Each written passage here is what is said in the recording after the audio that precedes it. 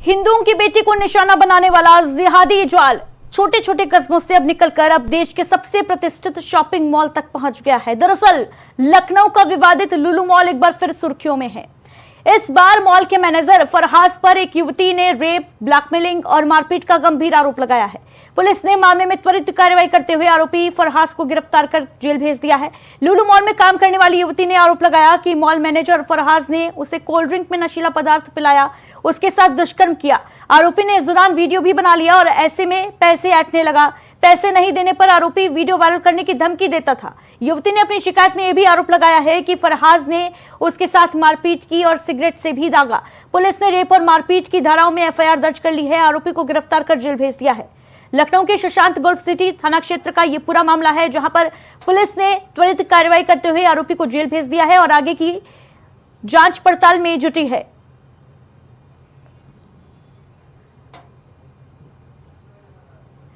बताते चले आपको कि लव जिहाद का मामला लगातार देश में सुर्खियों में बना हुआ है। छांगुर बाबा की गिरफ्तारी के बाद अब लखनऊ के लुलु मॉल से भी ऐसी कुछ तस्वीरें सामने आई हैं, जहां पर जो खेल है वो देखने को मिला है।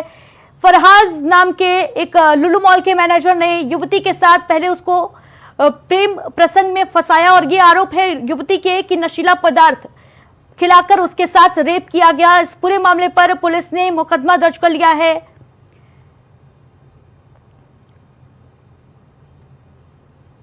तो लखनऊ के सुशांत गोल्फ सिटी इलाके का ये पूरा मामला, जहां पर लुलु मॉल के मैनेजर पर गंभीर आरोप लगे हैं। फरहाज ने एक युवती को नशीला पदार्थ खिलाकर उसके साथ रेप किया और उसके बाद ब्लैकमेल किया, धमकी दी।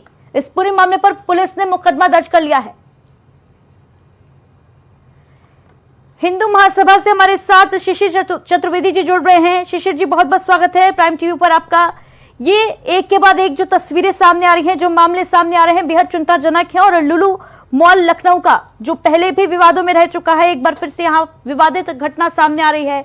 मॉल के मैनेजर पर आरोप लगे हैं रेप और ब्लैकमेलिंग करने के। देखिए, दरअसल ऐसा है, जब लुलु मॉल का जब उद्घाटन हुआ था तब मैंने इसके लिए खिलाफ एफआईआर कराई थी और तमाम मीडिया चैनलों पर कहा था कि लव जिहाद का पूरा अड्डा है लुलु मॉल, और वहाँ नमाज पढ़ी गई थी। इसका भी विरोध मैंने किया था और केरल में भी इनके ऊपर यही सब आरोप लगते रहे हैं और अब यूपी में इनका खेल चालू हो गया। मैंने कहा था 70% मुस्लिम लड़के और 30% हिंदू लड़कियां यहाँ भर्ती की जाती है, उसके बाद हिंदू लड़के को शोषण होता है। तो वो जो मेरी बात उस वक्त की थी उद्घाटन के वक्त की, अब सही सिद्ध हो रही है। यहाँ पर लगातार इस तरह के काम है। जो लड़की ने कल एफआईआर दर्ज कराई है उसने ये भी कहा है कि तमाम लड़के यहाँ पर फंसी हुई हैं और शिकार हो रही है, मजबूर है, उनको धमकाया जा रहा है, उनको डराया जा रहा है और इस कारण मुंह नहीं खोल पा रही। तो ये लड़की हिम्मत करके यहाँ तक पहुंची है। बिल्कुल शिशिर चतुर्वेदी जी, यानी कुल मिला के कहा जाए तो एक बड़ा रैकेट जो है वो काम कर रहा है, एक बड़ा गिरोह जो है वो इसके पीछे है। जी जी, और कल ही एक चिन्हट में मामला हुआ है इसी तरीके का, और इसके साथ हसनगंज की एक लड़की ने अभी मुझसे संपर्क किया है, कश्यप बिरादरी की लड़की है। तो लगातार ये मामले आते जा रहे हैं। कारण क्या है कि कमजोर कानून थाने में पीड़िता जाती है, उनकी सुनवाई वहाँ दबा दी जाती है, उनकी कहानी को मोड़ दिया जाता है और एफआईआर बहुत बड़ा उनके लिए काम है। एफआईआर ही होना ही बहुत बड़ा युद्ध है। तो इस कारण जैसे इस मामले में क्या हुआ है, धर्मांतर का नाम छुपाया जा रहा है। क्यों? जब लड़की को लिव इन रहने के लिए कहा गया, धमकाया गया, वो कह रही है मुझे ब्लैकमेल किया जा रहा है, तो कैसे साथ रह रही है, ये सब बातें खुलासा होना बाकी है।